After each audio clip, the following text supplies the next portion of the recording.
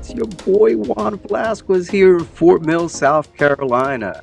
Hey, join me on another exciting episode with this week's guest, Orben Torres, a cruise planner's travel advisor in beautiful, sunny Tampa, Florida. Yeah, the 727. So, Orben and I will discuss how travel is marketed to you and why he enjoys escorting his clients on vacation. Yeah, we'll hear more about that. So sit back and relax as we talk ship on this episode of the Travel People Podcast. Officially, welcome to the show, Orben Torres. Thank you Thank so you. much for being on. I look forward to this week's discussion.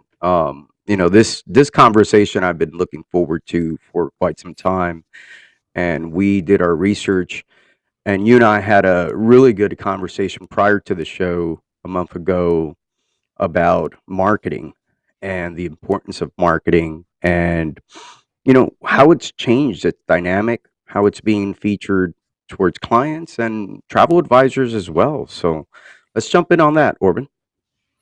Yeah, I had mentioned to you that I thought that it was um, a correlation between a saying that, as it turned out, I looked it up and it was introduced. It was credited to be introduced in the 1920s, which is keeping up with the Joneses. Mm, And most people know what that means in terms of like the neighbor is spending a certain amount of money and having a certain lifestyle, and and for human uh, instinct reasons, you want to keep up. right. Not everybody, and obviously, like most things, not to the same degree. Some people say, "Oh, I'm not one of those keep up with the Right. Joneses." It's like, yeah, you kind of are. everybody We is all are. Yeah. everybody is just a little bit. And what you and I were discussing is that the present version of that roughly translates into FOMO, with that Mm, fear of missing out. yeah. And so it's marketed in a different way. And in fact, with the tools available now, to just even the most common person can. And what I mean by common, I mean that you didn't do any schooling to be in marketing, Right. or but there is a school out there. If you're paying attention, you could self learn how to be like an influencer, Oh, or yeah. or to put the word out. And those are the people that are at the forefront of driving this FOMO thing. And part of what I was looking to get to, because we have a shared background in that we're both cruise planners, That's right. is that I appreciate the way that cruise planners approaches that, because they absolutely let us know this exists. You need to know Hmm. this exists. You need to be on Facebook and Instagram and any other way you think you can get your message out. And you need to put out some nice content that makes people feel like, maybe I should go to Alaska. Yeah. And what I appreciate about cruise planners is that if you so desire to take that to like a higher level or maximize it, Hmm. they'll help you. They'll give you the tools and they'll help you. And there's no embarrassment or chagrin. So despite the fact that I'm not comfortable with it, I don't have to be, because Maria and I are in a fortunate position in terms of like how we run the business, largely based on referrals. And And that's Maria really being your only wife, right? right. And that's only really been the last 2 years. Previous to that, we had to do a bit of marketing, which, we did a mix of like outdoor markets where we showed up and people come to you and say, so there's such a thing as like travel agents, still Right. exist. And I was like, We're yeah, not dinosaurs. let's have a conversation about it. It's, we'll talk about it, because you don't want to be defensive and you don't want to be aggressive about it either. And we picked up a number of good clients that way. Um, Hmm. but as far as mass marketing, we don't really do much. For some advisors in the travel world, especially in cruise planners, they find themselves in your shoes, right? They often have this business model that does not have a big reach yet. And so their marketing is structured a bit smaller or a bit more comprehensive so that it suits the individual that they're seeking. For instance, if you're going to market for a specific cruise line and you know that your target audience is that, you're going to focus on that. And there's not a lot of placating on putting an emphasis on the overall brand. And by doing that, I think what you're creating is a small market niche so that you become a brand recognizable individual. And I think that's smart. Yeah, yeah, I agree. And in fact, we have some really competitive pricing opportunities with some of the partners that we have, vendor partners that we have. And Mhm. in a different world, I maybe would have been taking advantage of that and then taking my chances on, growing a fast and large database, or faster at least than and larger than we do. But I did tell my wife early on, because I had a sales background before I came to travel, which, by the way, I've been doing this a little over 8 years. And Wow. in that sales background, I did tell Maria, I said, we are going to have a client base that, for the most part, wants to focus on the experience. And they want to focus on value more than just getting a deal, all the time.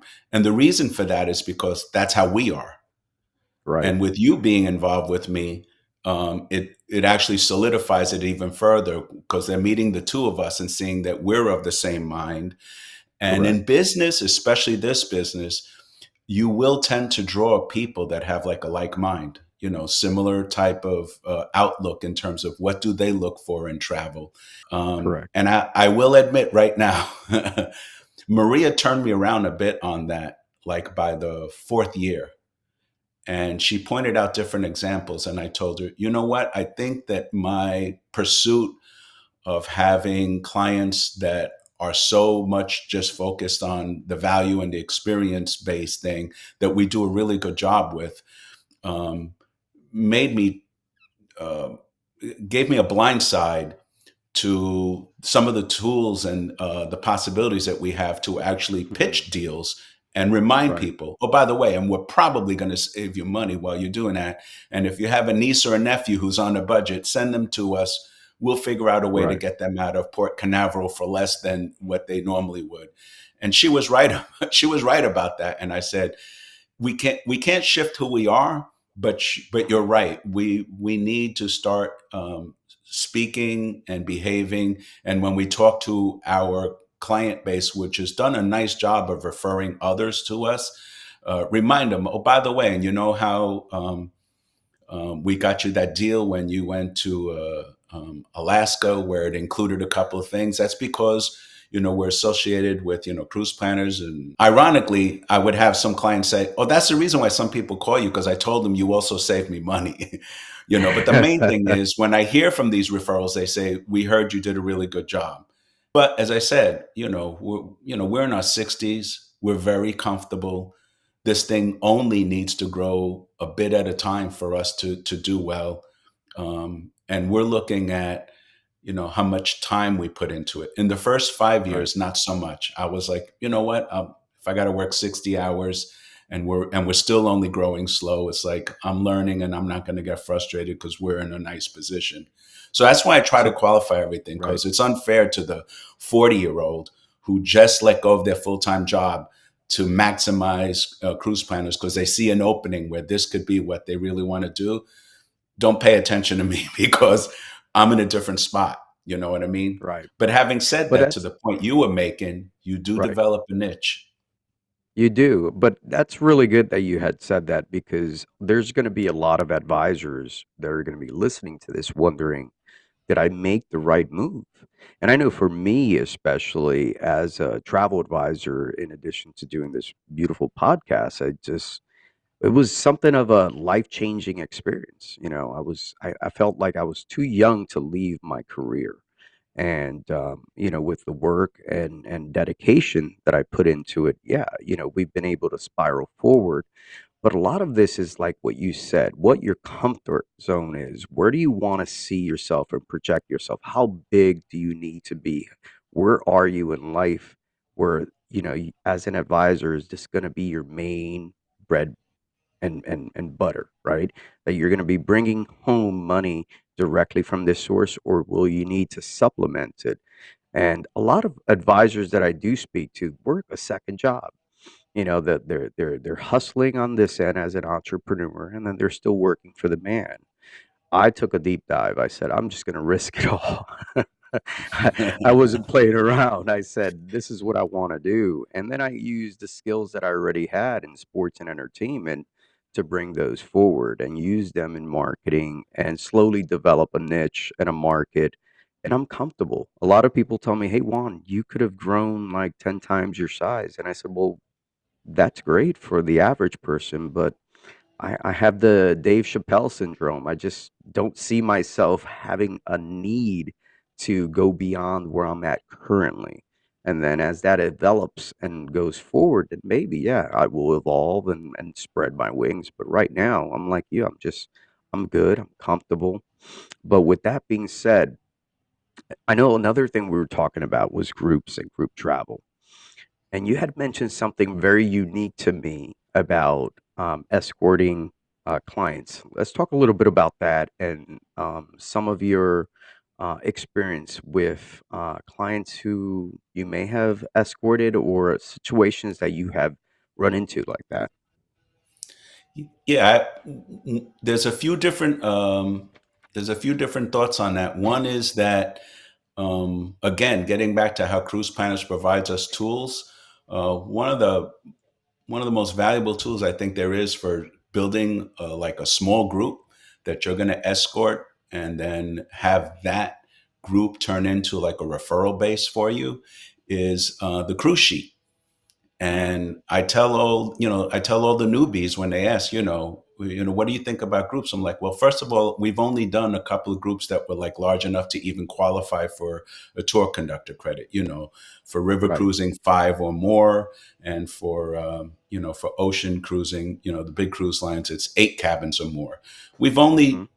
We've only done a handful of those. And even at that, the largest one we had was like 24 cabins, which there's plenty of people have done, better than that a few Right. times over. Um, but what we did find is that we were really comfortable doing like smaller groups and not even concerning ourselves with how many people, but just that the group kind of coalesce, and then they start speaking to each other. And then the next time we put out the word that, hey, it's our 40th anniversary and we're going to Tahiti, they're like, I'm in. And I tell them, you didn't even wait for me to tell you the price. And they go, well, we know you're frugal. So if you're doing it, it has to be, it has to be a good value. You wouldn't have mentioned it to us unless it was good. So I appreciate and I love the fact that there's that trust factor, but that's Hmm. because we've done like a few things with these people. And then they start asking for each other. They're like, hey, is your Right. cousin Willie going to come along? Because they met him on the Greece cruise and they got Right. along, really well.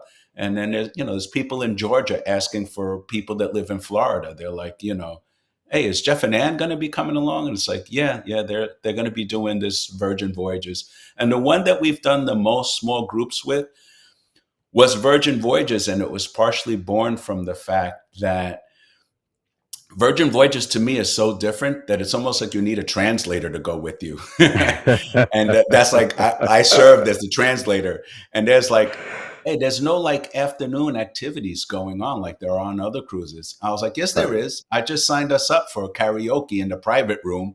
I says, we're Right. all going to come down. And they're like, I don't sing. I'm like, that makes it better. I hate when everyone can sing. I says, come on.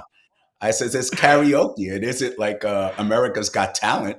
Right. And Right. people wind up, enjoying those things where they get a little bit more involved with me. And then, they wind up asking me, they're like, you seem real comfortable with a microphone in front of people. And I tell them a lifetime ago, I was a singer songwriter, in a band back in the 80s. That's, Back in the 80s. So yeah, right. I remember you mentioning being a singer-songwriter, which, it happens to be something that I've kind of surrounded myself of late with. Shout out to the chairman of the board, shout out to Mellow Groove. Shout out to Travis Bizzell, famous, our producer. Shout out to Midas, Jerry Hardison. So a lot of great, great people. But tell me, Orban, because my brother-in-law actually, Rich Rosa, he once sang with, I believe it was the New York band, and of course salsa in the '80s. So that was his thing. So tell me a little bit about that. Um, I started really late. Okay. I didn't pick up a bass guitar until I was 18 years old. I was never the better. In fact, I was consistently every single musical um, group and situation that I was in, I was the least technically competent. But as it turns out, music has like this, there's like a magic to music where if you happen to be gifted to be creative and a little bold, and in my case, a little ignorant because I was self taught and I didn't learn till late. So I broke a lot of rules when I was doing music, and I was fortunate in that the era that I did pick up a bass was new wave and funk music that was like um, a little bit more free than some of Hmm. the music that came before me. Now, mind you, I would occasionally be embarrassed because I put on a Barry White thing, and he orchestrates and there's strings and pianos and I'm like, good God, what a gift he must have had to be able to put together that whole thing. But I was involved like in 3 and 4 and 5 piece bands, and so it wasn't all that complicated. And so that's what it was like for me. I came across musicians that clearly would tell me, your technique is like a little buzzy, but the bass parts that you pick out are like so innovative and they move the beat forward. And, people are going to definitely, like us, Right. but you do need to improve your technique. And I was like, yeah, yeah, yeah. And I got better, but it was incremental and it was out of embarrassment because it was like, yeah, I'm always the least technically competent one. But like I said, there's something about music where if you hear it different, there's room for you. There's room for Okay. you in some scenarios.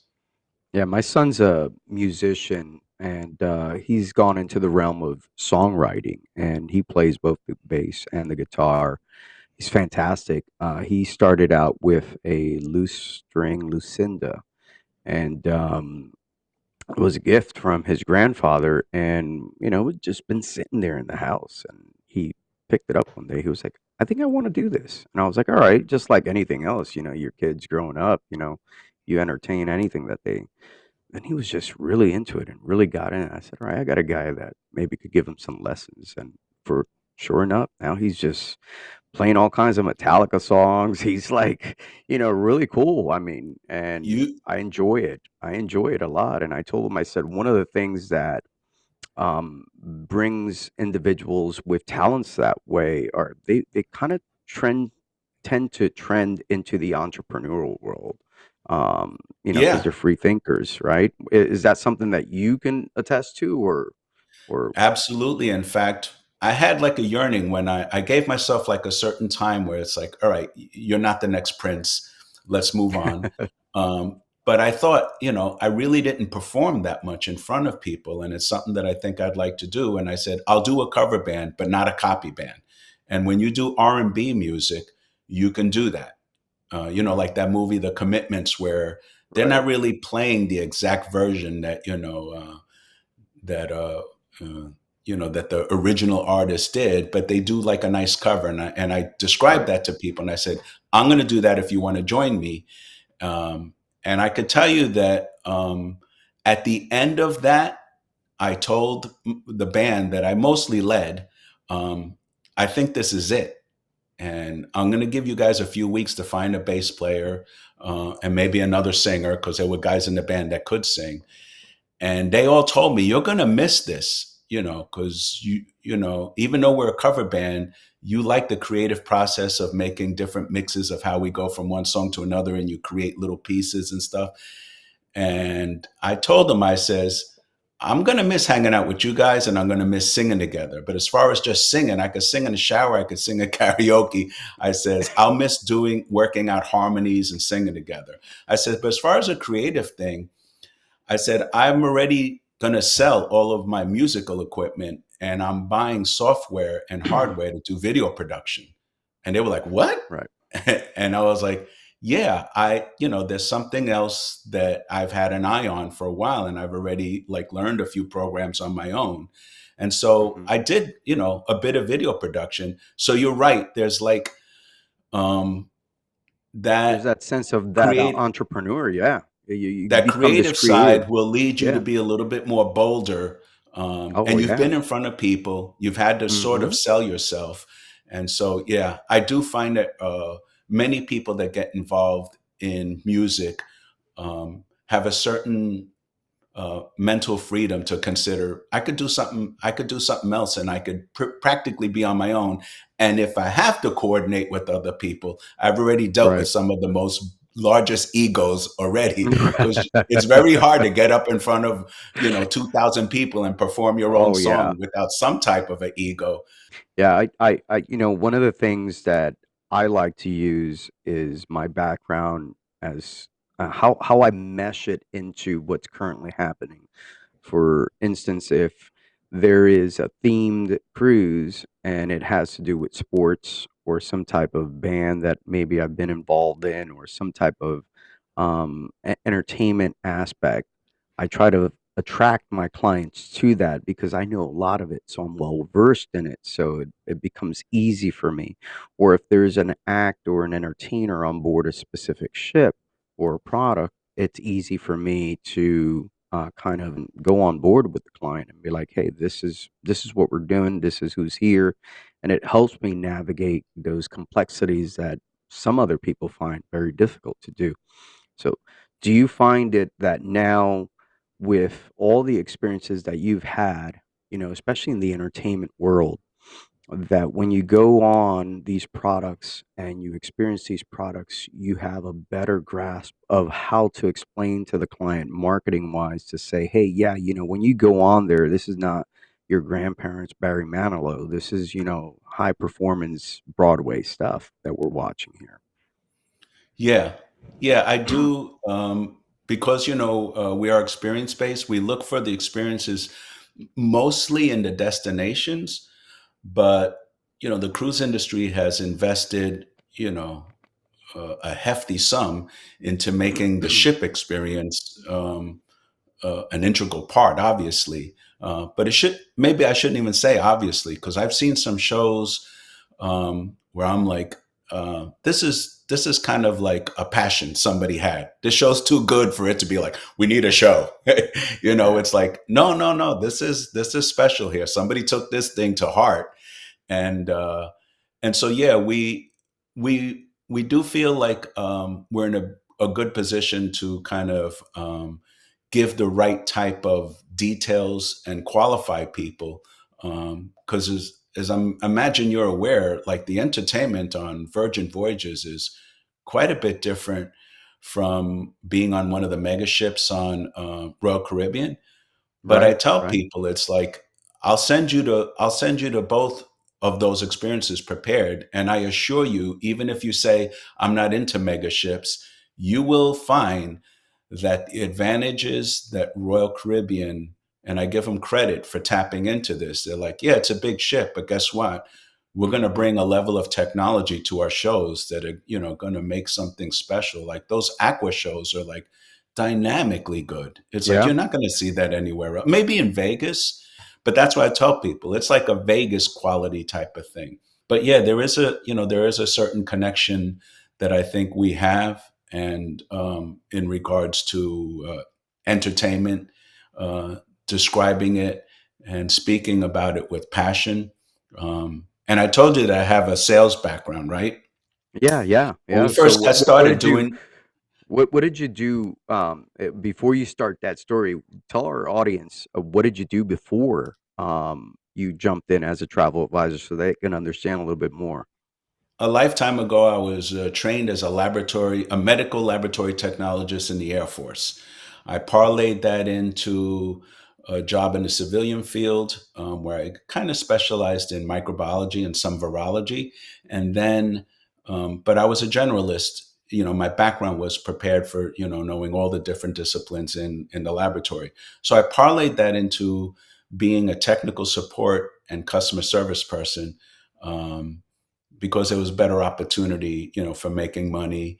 And at that time, I was transitioning from realizing that I wasn't going to be the next Stevie Wonder, and so I was taking the lab job more serious. And then a few people said, "You should really be in sales. You know, you're super honest and compelling. And despite the fact that in a lot of the world's mind, sales means that that you're good with BS. It's like not in this field. It's like, it's a technical field where being honest and having like your type of approach would make a difference." And I was like, all right, I'm going to take that to heart. So I self-trained myself going to the library. This was before the internet was big. And I just read up. I read several books on, like, sales discipline, and I self-taught myself. Went on a few interviews, and then I became a sales representative in the diagnostic field. So that's really a great story. You seem to have such a great resume and background. It's actually intriguing for all the things that you mentioned, how it's all culminated to where we're at right now, right?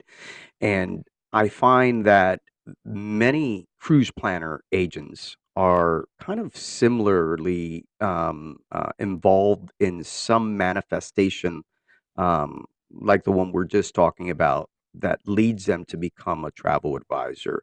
And that's part of what we're doing here with this podcast. It's a platform so that we can be exposed and enlighten and teach other advisors, and also at the same time so that we can bring our clients closer to our world so that they can understand the value behind using a travel advisor.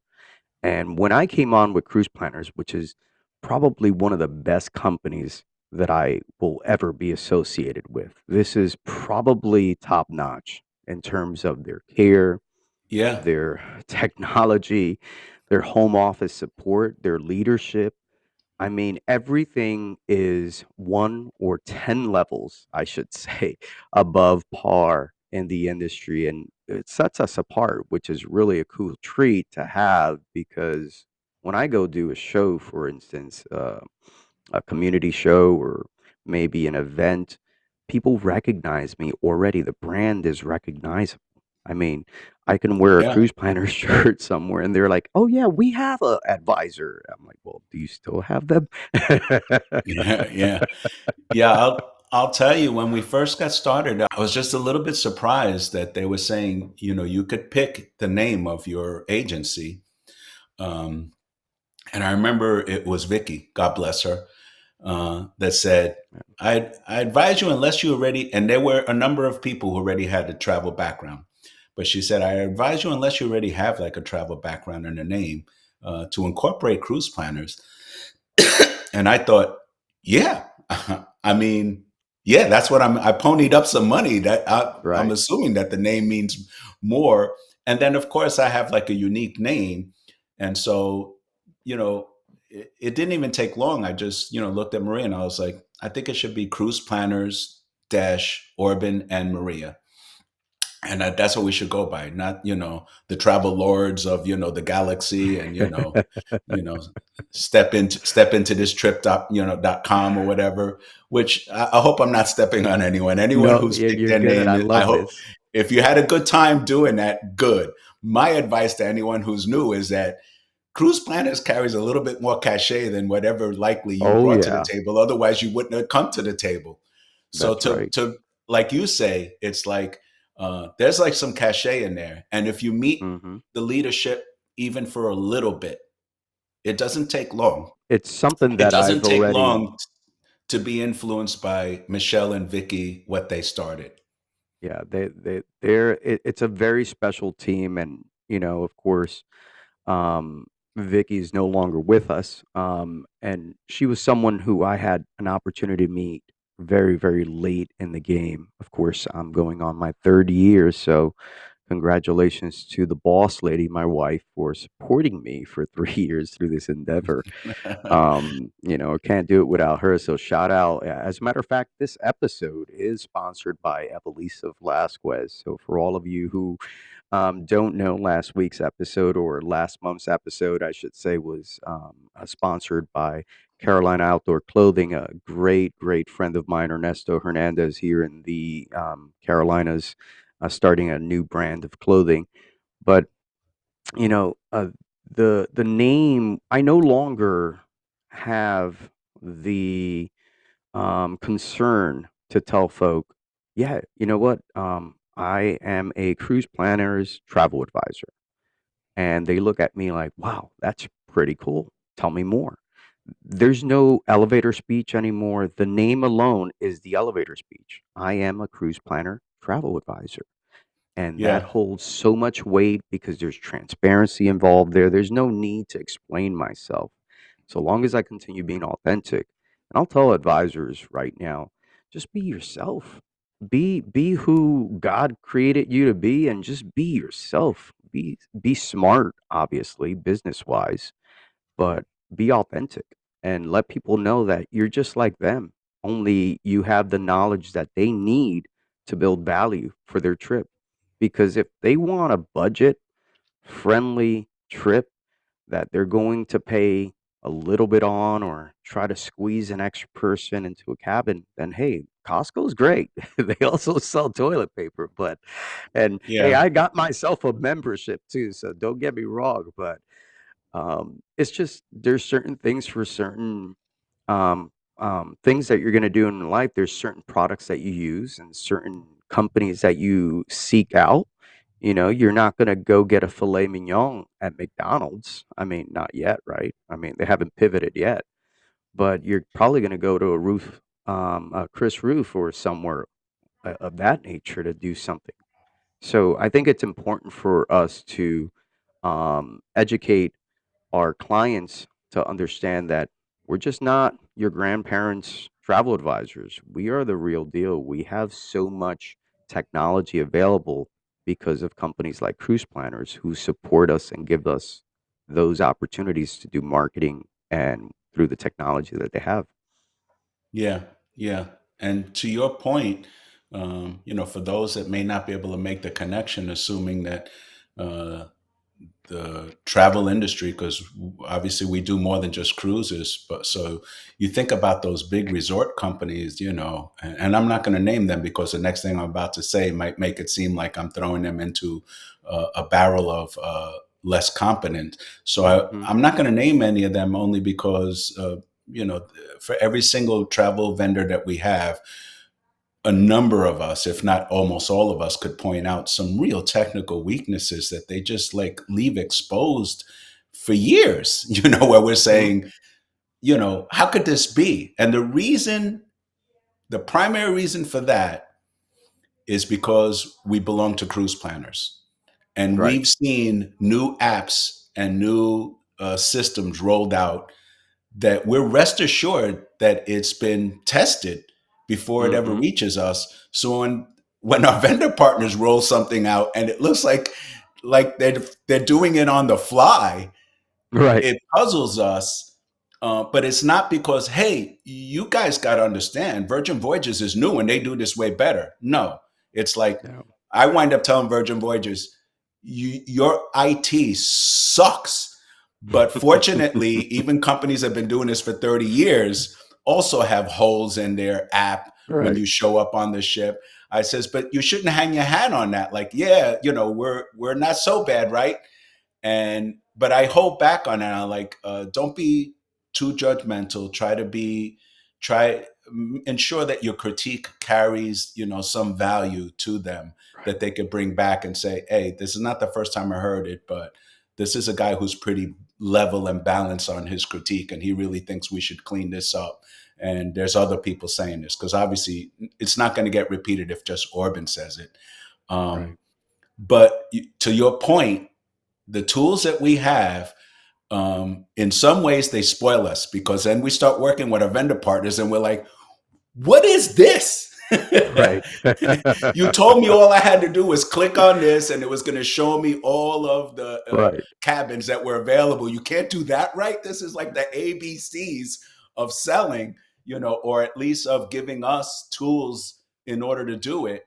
And I know many agents say, I wouldn't know that because I just call every time. And I'm like, Right. And okay, that's a cop out. That's a and cop yeah, out. it's fair on some levels, but it doesn't help generate the movement that we need, which is more agents saying, by all means, I wanted to do this on the agent's portal, but I can't because there's a hole Right. in the system. And that's why I'm calling. And I would appreciate if you could pass that along. Having said that, I'm sure you're going to help me. And, I'm a friendly. I'm Right. calling up and I'm a friendly with, as far as I'm concerned, we're business partners. So help me put together this, little thing that I couldn't do, Right. future voyage credit, you know, on the agent site because it consistently, fouls up. And so, yeah, we're spoiled to a certain. We sure are. Every time that I see Brian, who's the headmaster of our IT. I team and our technology, I tell him, I don't see him too often, but when I see him, I'm like, you guys are just great. The Yeah, level of we appreciation I have for how consistently good you roll out new things, and it becomes abundantly obvious that the team that they put together that volunteers as agents to give feedback, and I apologize, Mhm. I forget the name of that team, but it's obvious that they're listening to them. It's Right, right. obvious that the improvements that are made are based on real world experience. Somebody saying, you know what would be good? If when I clicked on this, I was able to see this, this, and that. And I'm sure Brian and Phil don't stop there. They probably say, why? Oh, because it would help me to do this and that. And sure enough, it's like that's what gives me confidence. And even when the rare times that something's been rolled out that seems like a little bit of an issue, I'm extremely patient because I'm like, I know it's just a matter of time before they track this down and do a fix to it. Right, right. And this has been a really great conversation, Orban. And again, I want to thank you for coming on as we're wrapping up. I just want to go ahead and shout out as we were talking about technology. I had the opportunity to do familiarization recently on Princess Cruises, and I was really their technology superseded my expectations with their new Medallion Plus programs. So, shout out to them with everything that they're doing. Of course, there's a few kinks that they do need to work out in that technology, but overall, I was rather impressed with how it's tracked and how you can go to virtually any place on the ship and be recognized immediately through the portal system that the Mm. stewards and staff members use, whether it's to order a drink or to recognize your reservation, etc. So shout out to them. Shout out to cruise director Jody on board the Enchanted Princess. She just came back on. And she's someone that I've been following for some time. I had an opportunity to finally meet her in person. So kudos to her and congratulations to her for getting that job on board the ship. And hopefully, I told her, I said, I heard a little rumor you might be going to the Sun Princess, but who knows. But she denied all claims anyway. But shout out to Princess. They're doing a great job out of Fort Lauderdale. We enjoyed the product. We had a really good time exploring the ship, obviously. So my clients can find that on the Travel People podcast coming up soon in August. We're going to have a special episode with Princess. So we'll dive deeper into that. But Orban, before we go, I want to have an opportunity for you to tell our audience how they can reach you, your agency. So if you want to give us a website or shout out a phone number or tell us how clients can contact you so that they can book travel through your agency and in the beautiful Tampa Bay area, which I'm so jealous. But I'm over here in Fort Mill, South Carolina. Beautiful Fort Mill, up in the Piedmont. But tell us how you'd like us to reach you. Yeah, it's best either start out with an email, which I do have a cruise planners email, but the one that's simpler to give is one that is directly linked to my cruise planners, so I get them all. It's Orben at torrescp.com. So it would be ORBEN at TORRESCP.com. But I take text and phone calls as for people who are just starting out to get to know us, and that would be at 813-892-5655. and yeah, and we welcome people to call up, even with questions. There's been a number of people that we've helped out and not booked anything, but it was kind of understood from the beginning. I just want to pick your brain, and I'm like, you're lucky. Today I'm in a pick your brain kind of mood. And it's about helping people most of the time anyway. So here That's we right. go. Yeah, and that's the name of the game, whether it's helping each other out as fellow travel advisors, with collaborations or affirmations, or, just full blown, hey, can you take this client because you're more versed in that area of expertise, or whether it's us delivering a fantastic vacation, right? That's what's important here. So, Orban, thank you so much. It's been a pleasure. I absolutely am honored that you came on the show today, and I look forward to having you on again soon enough. So, thank you very much, Orban. Very good. Next time I'll have Maria with me.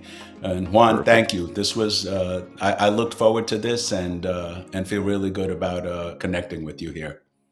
Fantastic. Thanks, Orban.